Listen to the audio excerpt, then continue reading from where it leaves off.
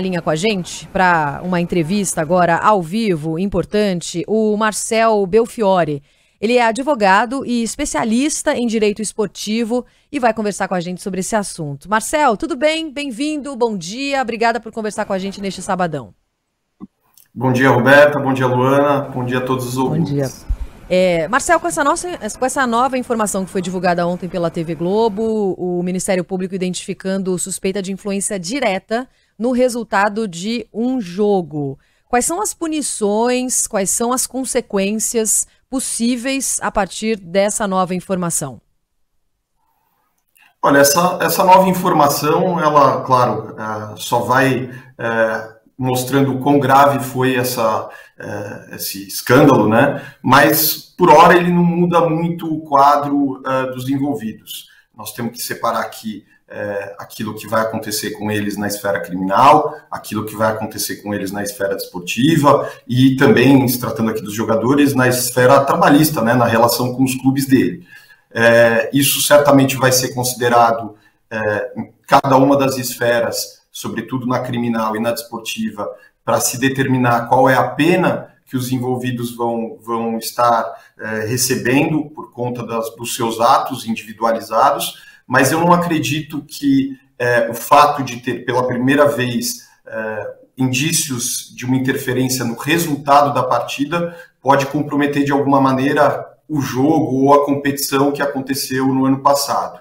Então isso deve trazer consequência na punição dos atletas, mas não acredito em qualquer alteração do quadro, né, daquela competição, uma impugnação do próprio resultado da partida ou algo semelhante.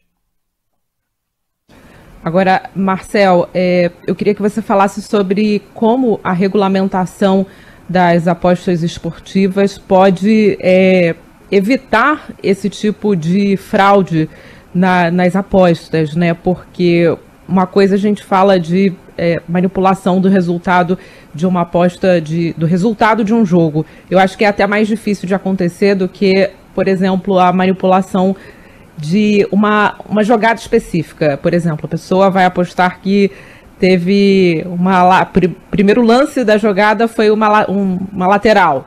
Essa é mais fácil, acho que, porque aí você consegue corromper apenas um jogador. Queria que você falasse da importância da regulamentação das apostas do esporte para controlar esse cenário. Bom, primeiro eu acho que é importante destacar que as apostas no esporte, elas existem praticamente desde que os esportes existem. E a gente, se acompanhar escândalos relacionados à manipulação de resultados, ele acontece tanto em países que têm boa regulamentação com relação a isso, quanto em países que não têm. Eu acho que a grande diferença, e isso é o cenário que aconteceu no Brasil, desde o final de 2018, quando as apostas foram legalizadas, nós ficamos aqui num limbo de mais de 4 anos sem regulamentação dessa atividade.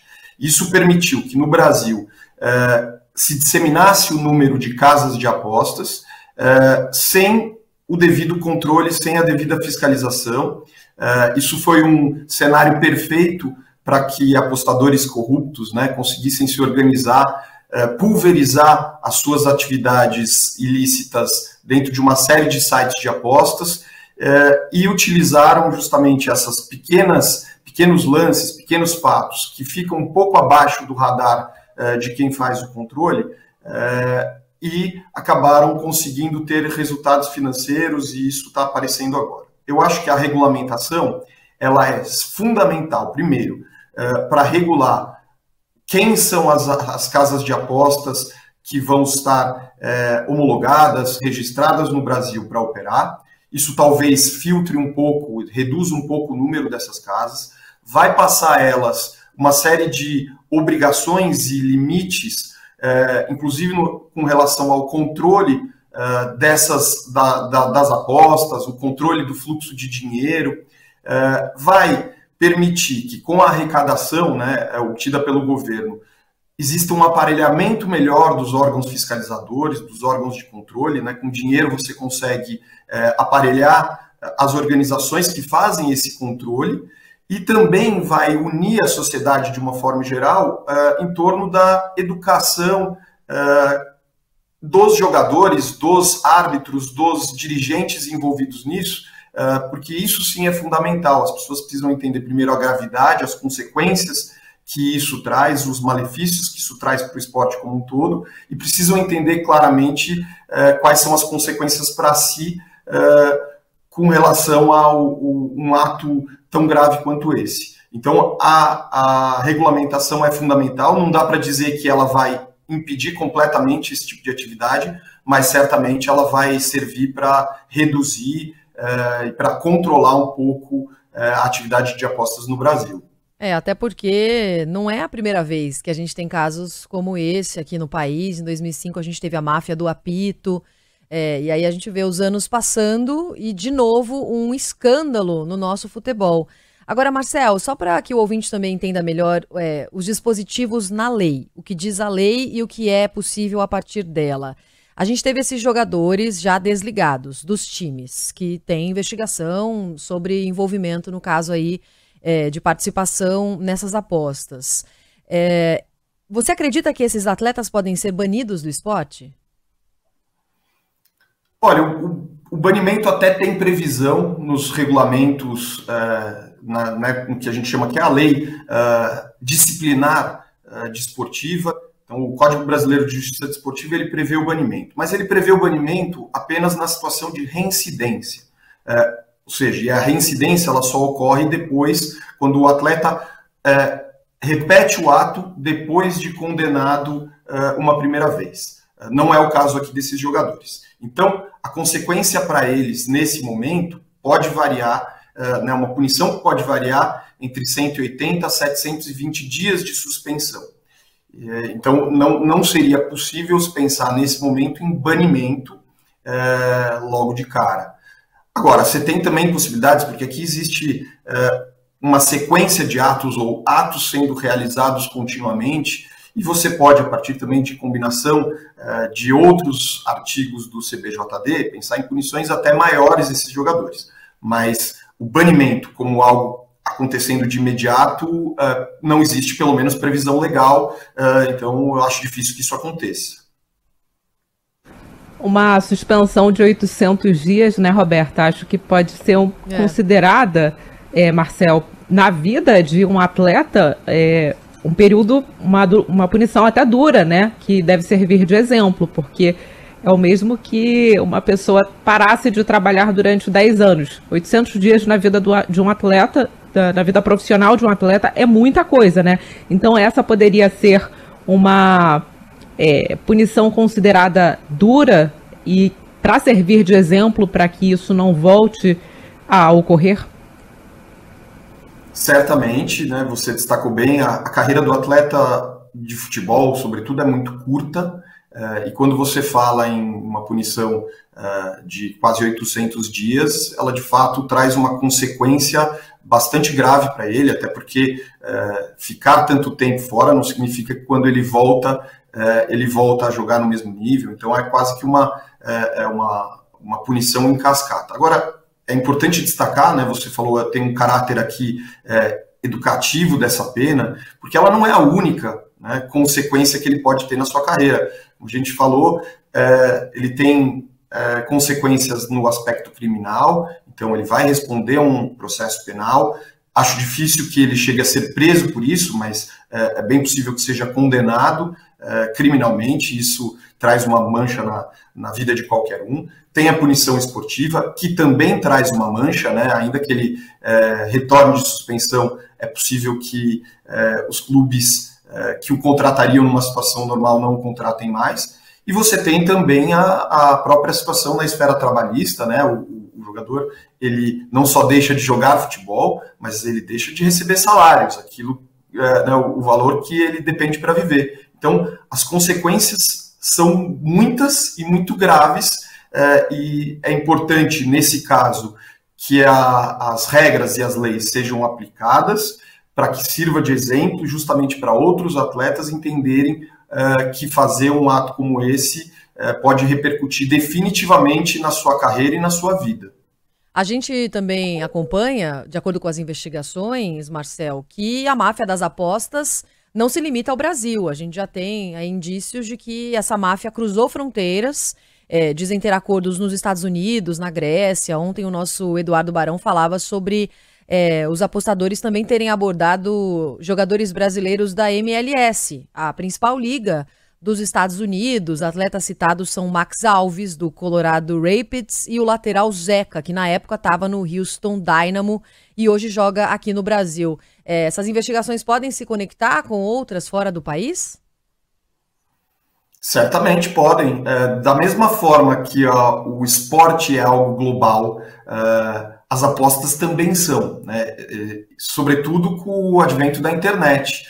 Hoje, o apostador ele entra num site sediado em outro país, às vezes em paraísos fiscais, ele consegue fazer a sua aposta em competições que estão sendo realizadas no mundo inteiro, inclusive no Brasil.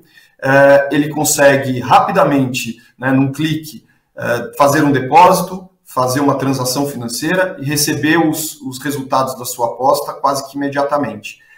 E isso faz com que as atividades ilícitas dentro do mundo das apostas seja também globalizada. A gente falou há pouco aqui do exemplo de 2005, aquele escândalo. Ali existiu um envolvimento de apostadores, de corruptos, em outros lugares do mundo. Então, é muito fácil hoje você aliciar um atleta brasileiro, mesmo estando no exterior, ou você estando no Brasil, aliciar um atleta que esteja jogando. Opa, acho que travou o sinal. Agora voltou. Voltou, Marcel. Pode continuar sua resposta, por favor. Eu dizia que eu entendo que isso pode ter sim uma consequência global, porque se a atividade, né, o ilícito, ele é praticado no exterior, ele vai ser analisado e o jogador pode ser punido com base nas leis do exterior. Então, quando a gente fala aqui de consequências criminais e desportivas no Brasil, é porque o ilícito ocorreu no Brasil. Mas quando se fala num ilícito ocorrendo fora daqui, e isso pode acontecer, atletas brasileiros também tentando fraudar resultados no exterior, eles vão responder conforme leis do país onde estão. Queria saber, Marcel, se os clubes podem ser penalizados e qual o papel dos clubes nesse cenário aí de fiscalização, de tentar aí, monitorar os jogadores. A punição para o clube hoje, com aquilo que está previsto na regra atual, ela só é possível se for possível comprovar de fato a participação do clube nesses ilícitos, ou de dirigentes do clube.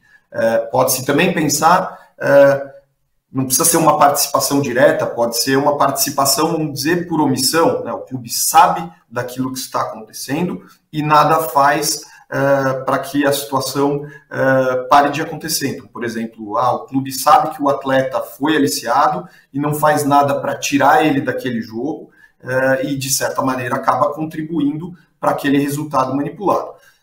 Não há indícios nesse momento de que isso aconteceu, né? Não há evidências da participação de nenhum clube, então é difícil falar aqui em punição para o clube. As punições que estão sendo pensadas, analisadas aqui, são para o próprio indivíduo, né? Para os atletas envolvidos. Opa, falhou meu microfone, mas se a gente pega o histórico em outros escândalos, os jogadores acabaram voltando a jogar depois de um tempo, depois de 2 anos desses escândalos, então não fica um bom exemplo para isso que a gente está vivendo agora, né, Marcel? Só para a gente encerrar. As punições, a gente pode considerar aí vários casos do passado, e a maioria dos atletas que estavam envolvidos em situações, aqui a gente pode pensar inclusive exemplos internacionais, por mais que eles tenham voltado a jogar, e aí eles já tiveram obviamente o prejuízo desportivo de não estarem jogando, mas isso foi uma mancha que ficou na carreira deles. Então, mesmo aqueles que voltaram, eles já talvez não consigam o sucesso que eles teriam, talvez se não tivessem praticado esse ato. Então é muito importante reforçar, e aqui, e talvez finalizando também, complementando a pergunta anterior, é importante o papel do clube de criar, primeiro, mecanismos que viabilizem que os jogadores que são aliciados, mas que não pretendam cometer os atos, que eles tenham um canal aberto, que eles saibam exatamente o que fazer, a quem recorrer, que eles possam contar com o apoio do clube para chegar nas autoridades competentes, seja no âmbito governamental ou no âmbito esportivo. É importante que o clube eduque os seus jogadores, que mostre justamente a consequência que isso traz, que traga os exemplos, né, dos jogadores que estão envolvidos em escândalos, que são punidos, que são indiciados, né, que podem ser condenados criminalmente, e mostrem, olha, isso aqui pode acabar com a carreira de um atleta. Não façam isso, não há dinheiro que pague essa mancha que um fato como esse traz para a carreira de um jogador. Tá certo, nós conversamos com Marcel Belfiore, advogado, especialista em direito esportivo. Muito obrigada, Marcel, pela entrevista. Até uma próxima. Bom trabalho por aí. E eu que agradeço, foi um prazer. Um bom dia para todos os ouvintes. Bom dia.